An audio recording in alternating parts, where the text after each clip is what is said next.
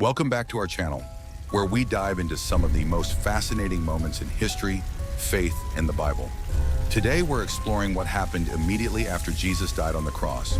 5 significant events that shook not only the people around him, but the entire world. So grab a seat, get comfortable, and let's uncover what happened in those monumental hours and days following Jesus' death. All right, so the very first thing that happened after Jesus died was truly dramatic. We're talking about the curtain in the temple ripping apart. And I don't mean a little tear at the bottom, like when you snag your jeans. This was a giant curtain, like 60 feet tall, torn from top to bottom, right at the moment Jesus took his last breath. Matthew 27, verse 51 says, "At that moment, the curtain of the temple was torn in two from top to bottom." Now, why is this a big deal? This curtain separated the holiest part of the temple, the Holy of Holies, from the rest of the temple where people gathered. This was the place only the high priest could go, and only once a year. It symbolized the separation between God and people because of sin.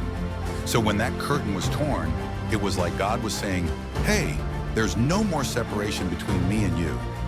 Jesus' death made it possible for everyone to have direct access to God. No more barriers. Pretty amazing, right? Right after Jesus died, the entire earth reacted. There was this huge earthquake, and the rocks split apart. It's like the world itself couldn't handle what had just happened. Picture the scene. People standing around, looking up at the cross, and suddenly the ground beneath their feet starts to rumble. Matthew 27, verse 51 continues, "The earth shook, the rocks split." Imagine the fear and awe in that moment. The earth was responding to the Creator's death. It was a cosmic event, something that couldn't be ignored. This wasn't just the death of a teacher or a prophet. It was the Son of God, and even nature seemed to understand the gravity of that moment. Now here's where it gets even more incredible. The Bible tells us that when Jesus died, tombs actually broke open. And get this, many holy people who had died were raised to life. They came out of the tombs after Jesus' resurrection and went into the city, appearing to many people. Matthew 27, verse 52 to 53 says, "The tombs broke open, and the bodies of many holy people who had died were raised to life. They came out of the tombs after Jesus' resurrection and went into the holy city and appeared to many people." Can you imagine seeing that? Your great uncle who passed away years ago suddenly walks into the city square, alive and well. It was like God was giving a preview of what Jesus' sacrifice meant. Victory over death, a glimpse of resurrection life. It's a reminder that, because of Jesus, death doesn't have the final say. Now let's talk about the Roman centurion who was there at the cross. This guy was a seasoned soldier, used to crucifixions, probably a tough guy who had seen it all. But when Jesus died and he witnessed the darkness, the earthquake, and everything that happened, he couldn't help but say, "Surely this man was the Son of God." Matthew 27, verse 54 tells us, "When the centurion and those with him who were guarding Jesus saw the earthquake and all that had happened, they were terrified and exclaimed, 'Surely he was the Son of God.'" This is powerful. It shows that even the people who were there to enforce his death realized something supernatural had happened. It's a reminder that Jesus' sacrifice wasn't just for his followers, it was for everyone, even those who were far from him.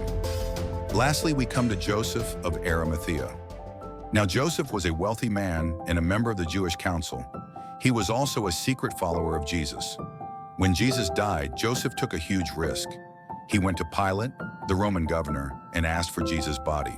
Mark 15, verse 43 says, "Joseph of Arimathea, a prominent member of the council, who was himself waiting for the kingdom of God, went boldly to Pilate and asked for Jesus' body. Pilate agreed, and Joseph, with the help of Nicodemus, took Jesus' body down, wrapped it in clean linen, and placed it in his own new tomb. They rolled a massive stone in front of the entrance. Here's the thing. Joseph showed tremendous courage. At a time when Jesus' followers were scattered and afraid, Joseph stepped up.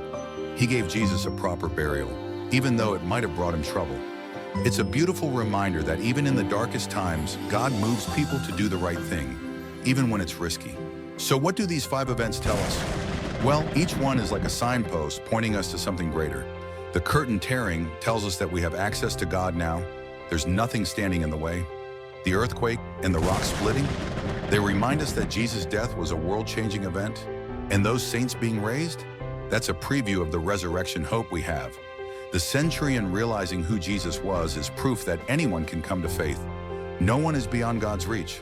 And Joseph of Arimathea shows us the power of stepping up when it matters, even when we're scared. Here's the thing, Jesus' death was just the beginning. It was the start of something that changed the world forever. It opened the way for us to have a personal relationship with God, for forgiveness, and for hope beyond this life. It wasn't just a tragedy, it was the greatest act of love the world has ever seen. So when you think about these 5 things, the curtain tearing, the earthquake, the raised saints, the centurion's realization, and Joseph's brave act, remember, they all point to one thing: God's unstoppable love for you and me. If this story speaks to you, take a moment to reflect on it. Maybe you've been feeling separated from God, like there's a curtain in the way. Well, the good news is that curtain's been torn. God is reaching out to you. No barriers, no strings attached. And if you enjoyed this video, don't forget to like, share, and subscribe. Let's spread the message of hope and victory together. Drop a comment below. What's one thing that stood out to you from this story? I'd love to hear your thoughts. Thanks for joining us today on this journey to victory.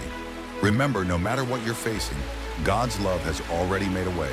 Stay strong, stay encouraged, and keep walking in faith. See you in the next video. God bless you.